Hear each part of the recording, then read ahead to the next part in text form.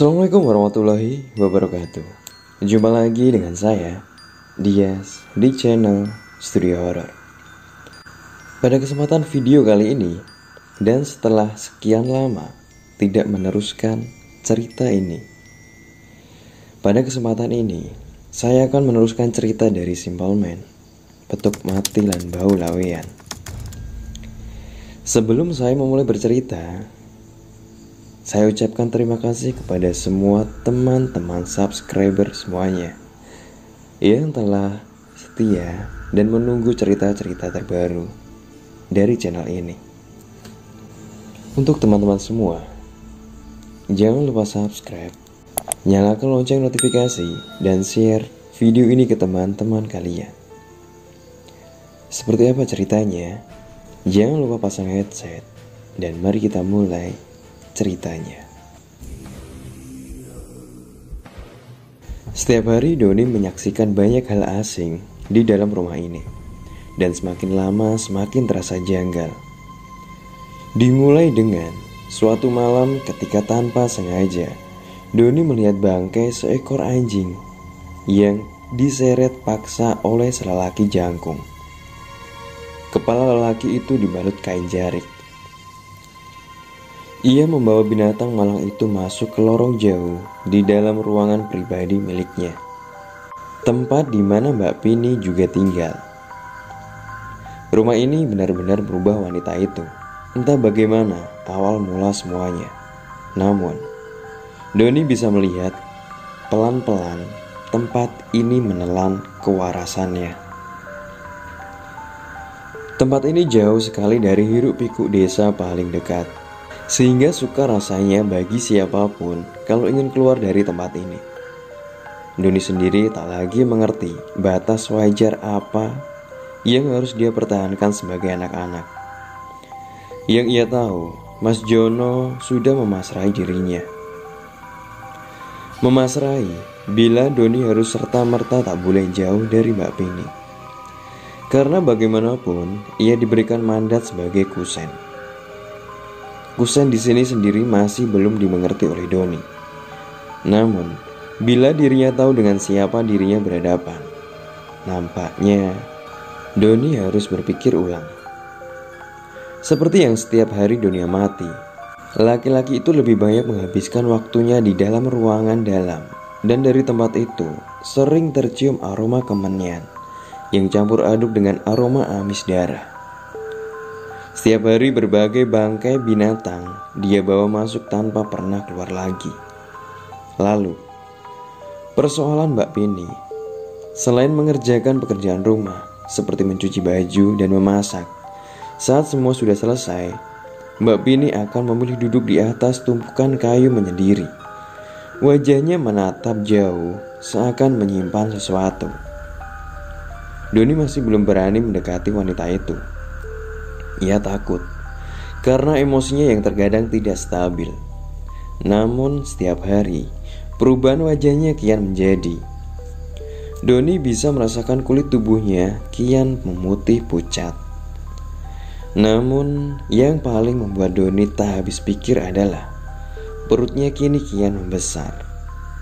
Mbak Pini apa mungkin hamil?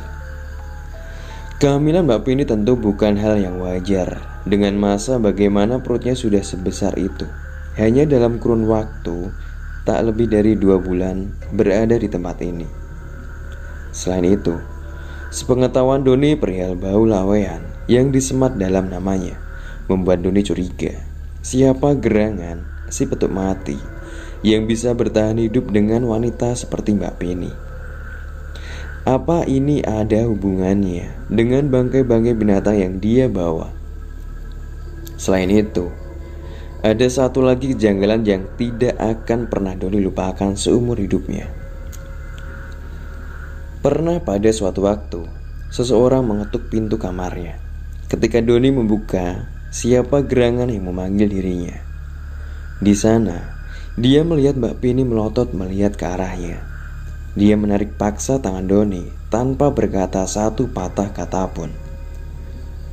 Doni yang takut hanya bisa menurut saja. Rupanya wanita misterius itu mengajak Doni untuk menikmati makan malam. Mbak Pini sudah mempersiapkannya sejak pagi. Di atas meja tersaji berbagai jenis makanan lezat, seperti ayam yang dibakar dari bara arang sampai ikan mujair dengan nasi mengepul di atas daun pisang. Tak ada yang salah dengan semua ini. Sampai sewaktu-waktu lelaki itu datang, masih dengan kepala dibalut kain putih dengan noda darah. Kain ini lebih lembut bila diperhatikan dengan seksama, layaknya kain kafan yang biasa dipakai untuk membungkus jenazah manusia. Dia lalu duduk di kursi tepat di depan Doni. Mbak Pini seketika menunduk saat laki-laki ini datang. Tak ada percakapan apapun, semua hening dan begitu canggung. Sampai si lelaki membuka lingkar kain di dagu yang menunjukkan mulutnya. Aroma busuk seketika tercium, menyengat. Ia tidak bersuara, hanya duduk lalu melihat ke arah Mbak Pini. Seketika, Mbak Pini seperti tahu apa yang dia mau. Ketika Mbak Pini pergi dari meja makan, berjalan menuju dapur, kini hanya tersisa Doni seorang diri dengan si lelaki misterius ini. Lelaki itu hanya diam, melihat ke depan seperti melihat Doni yang sedang duduk. Konon, sebelumnya Mas Jono sudah menyampaikan kepada Doni bila dia harus menyadari dirinya sebagai anak asuh di tempat ini. Jadi dia tidak boleh mencari tahu tentang lelaki di hadapannya ini. Melihat fisiknya yang janggal, Doni sadar ia tak sudi mencari seluk-beluk perkara siapa bapak asuhnya ini. Sungguh hanya dengan melihat bentuk tubuhnya, Doni sudah dibuat merinding. Selain itu, sehari-hari tak ada selai kain yang menghiasi badannya yang dipenuhi luka hitam. Tak lama kemudian, Mbak Pini keluar dengan periuk tanah liat. Di atasnya terdapat secacah daging merah yang aroma amis darahnya masih tercium kental. Ketika Mbak Pini meletakkan benda asing itu di hadapan lelaki tersebut, Doni langsung tahu bila itu adalah isi otak kambing mentah. Lantas, apakah kejadian ini adalah puncak dari segala teka-teki selama tinggal di tempat ini? Nampaknya semuanya baru saja dimulai. Karena lambat hari, Doni mulai penasaran siapa sosok di balik buntalan kain tersebut. Dan kenapa dia hanya tinggal seorang diri di tempat ini.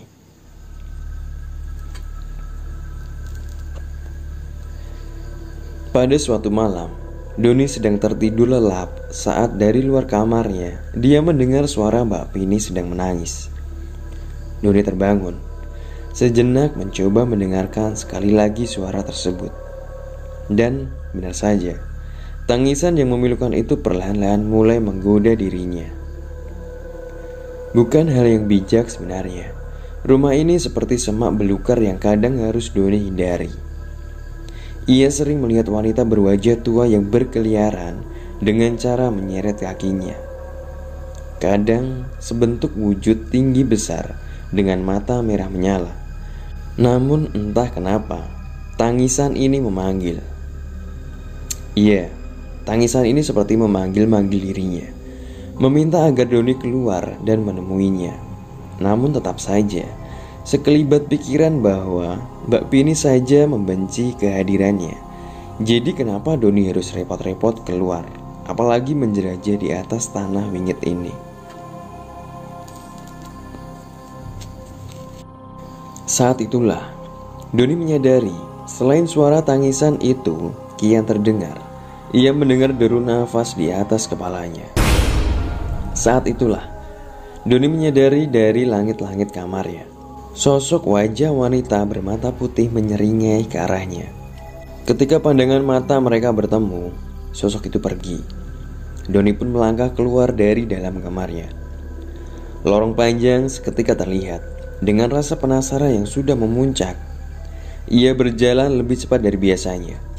Dan setiap ia melewati sekat, suara tertawa cekikian terdengar di balik kamar-kamar yang berpintu, seperti menertawai. Tak hanya itu saja, dari jauh juga terkadang ada yang mengintip. Meski hanya setengah wajah yang bersembunyi, namun Doni seperti didorong agar mengikuti suara tangis mengiba itu yang mengarah menuju ke ruangan dalam, tempat di mana lelaki dan Mbak Pini biasa tinggal. Seperti yang Doni duga, langkah kakinya melambat saat menyusuri lorong yang didominasi kayu jati tua yang dipilin kasar. Aroma wangi bunga 7 rupa diselingi kemenyan membuat Doni bergidik ngeri. Aura tempat ini lebih kedingin dibandingkan segala penjuru yang ada di dalam rumah ini. Doni terus berjalan meski setapak demi setapak. Ia menyusuri lorong yang penuh dengan keris dan guci-guci tua. Manakala ia sudah melewati beberapa pintu sebelum ke satu pintu utama. Jendela yang ada di sudut jauh bagian kiri tiba-tiba terbuka dengan cara yang pelan. Doni mendekat sisi jendela, lalu menengok pemandangan jauh yang ada di luar sana. Langit gelap dan jajaran pohon-pohon. Di bawahnya berdiri seorang wanita. Figurnya menyerupai Mbak Pini dengan pakaian berwarna putih. Namun Doni tahu yang di luar tak pernah boleh masuk. Doni menutupnya. Ia mendorong pintu utama. Di dalam sanalah Doni melihat kamar tempat Mbak Pini tinggal bersama dengan si lelaki. Aromanya menyelubungi tempat ini. Doni masih mendengar suara tangisnya. Rupanya itu berasal dari atas ranjang yang diselimuti tirai transparan, tempat Mbak Pini duduk.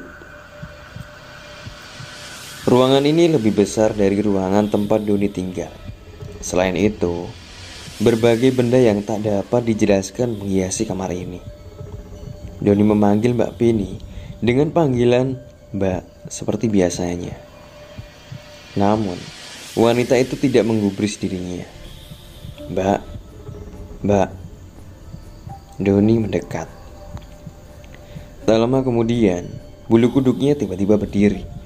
Entah kenapa atmosfer yang menyelimuti tempat ini lebih sinting sampai membuat Doni mengurut lehernya. Apalagi suara tangisan Mbak Pini perlahan-lahan berubah menjadi suara tertawa cekikikan yang membuat Doni menjadi ragu. Doni masih berharap kalau Mbak Pini benar-benar memanggil dirinya. Namun, sikap misterius Mbak Pini membuat bocah itu kebingungan. Dan ketika sejengkal lagi dia berada di jangkauan wanita itu, dari belakang sesuatu menyengkram baju yang dia kenakan. Ra usah ndelok Mas, raine kula niki elek. Jenengan ra bakal kuat ngawaske kula. Damar badhe dateng.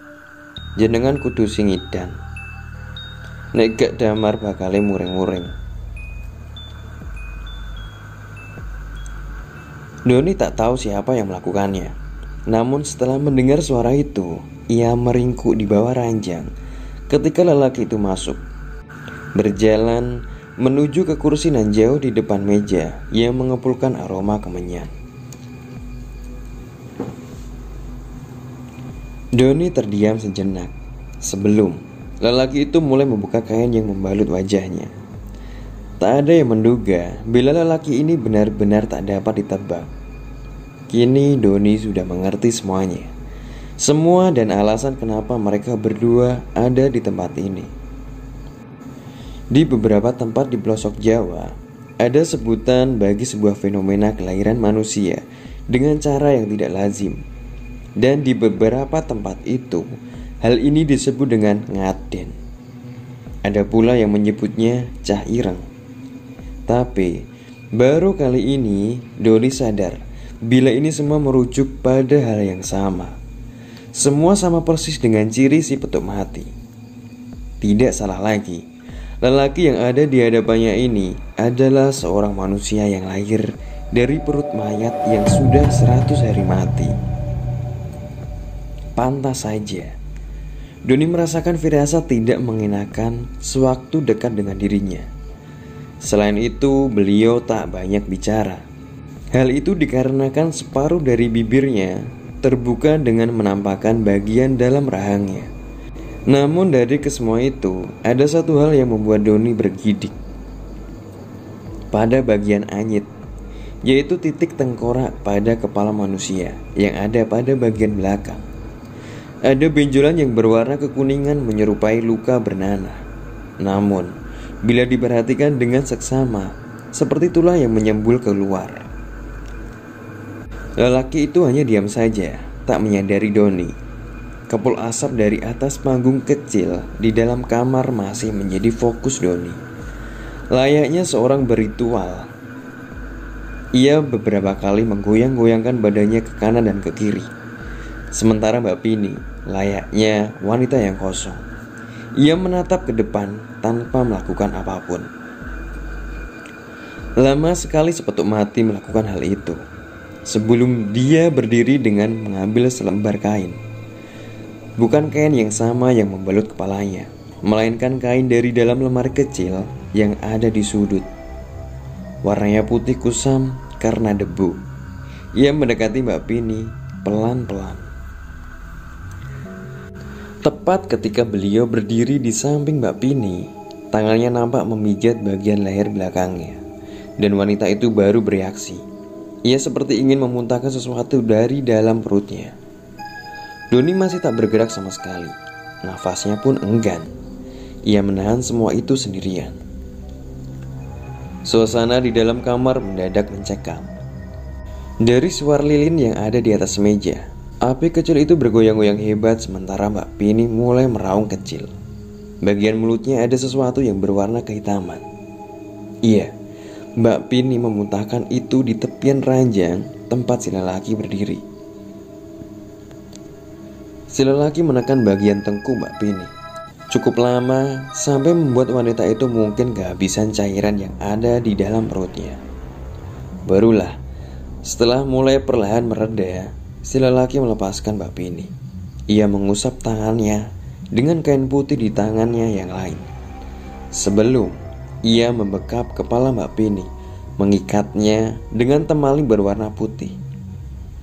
Dan anehnya, Mbak Pini seperti tidak melawan sama sekali.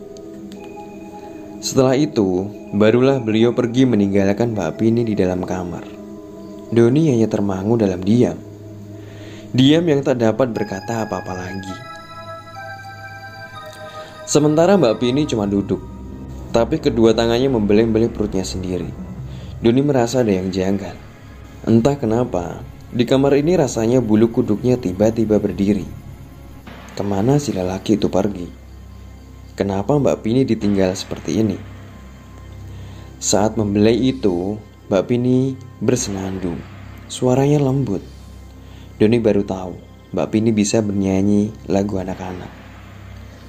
Doni lekas bergegas pergi. Sewaktu ia baru mau melangkah pergi, nyanyian lagu Mbak Pini mendadak berhenti. Dia memandang ke tempat Doni dengan kepala tergedek. Doni belum pernah semerinding saat itu. Namun, Mbak Pini yang melihat dengan kepala terbungkus kain hanya diam, seperti mematung. Doni pun beranjak pergi. Ia lekas meninggalkan tempat itu tanpa lagi bertanya apa yang sedang dilakukan oleh mereka. Sewaktu melangkah di lorong, dia tak banyak bicara, tak juga menyapa Doni. Bahkan nampaknya segelas kopi itu bukan untuknya. Tetapi ketika beliau melihat dalam-dalam mata Doni, ia menunjuk-nunjuk pintu kamar tempat Doni tadi pergi. Di sana masih terdengar lembut senandung yang dinyanyikan Mbak Pini sebelum hening. Ruangan tempat Mbak Pini mendadak hening, sunyi. Doni yang masih kecil tidak mengerti apa-apa. Ia berdiri tak bergerak sama sekali dari tempatnya.